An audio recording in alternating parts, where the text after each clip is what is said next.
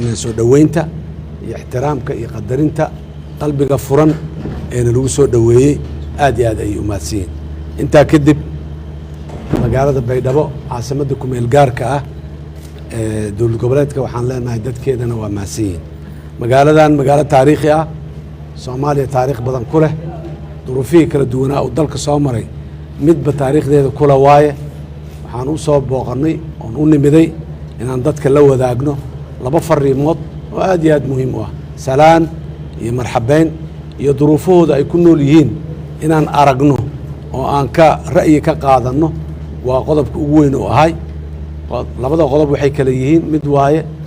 nabadaan ku baaqnay dalka waxaan rabnaa dadka Soomaaliyeed meel kasto ay joogaan in la nabadoobo la walaaloobo la heshiiyo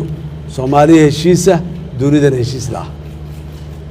waxaan rabnaa Soomaalida inay heshiiso nabaduna deegaankan caam uu ku yahay dib u heshiisiinta uu caam ku yahay dhaqankiisa iyo habnololeedkiisa ka mid tahay dib u heshiisiinta iyo wada noolaanshaha iyo dadka Soomaaliyeed soo dhaweyntooda meesha sababahan uga bilawnay booqashadan halkan uga bilawnay ayay ka mid tahay waxaan rabnaa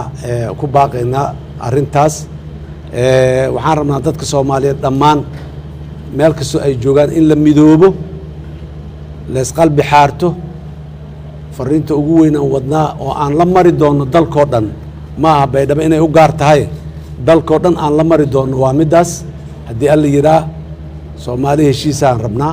markaan anagu heshiino cadowgaan iska dulqaadi karnaa caalamkana waa la heshii karnaa dalka duruufo adag ayaa ka jira oo dhanka abaaraha ah alxamdulilah ilaahay aa mahadle magaaladan Baydhabo iyo agaarkeeda shalay iyo maantaba roobab fiicana ka da'ay markaan soo degaynana biyaha meel kasta waa yiileen ilaahay nabad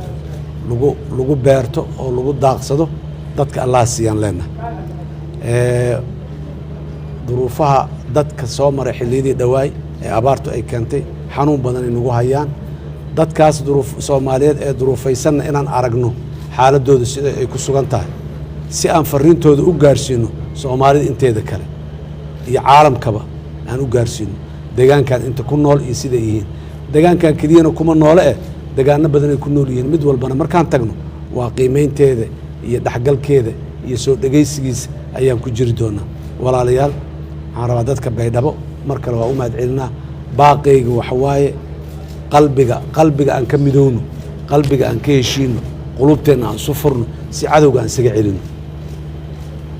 qodobka labaadna waxa waaye dadka walaalaheena waa u duceynaynaa roobka maanta ilaahay keenay asigoo badan oo nabada in ilaahay uu keeno fariinta iyo duruufaha aan ku aragna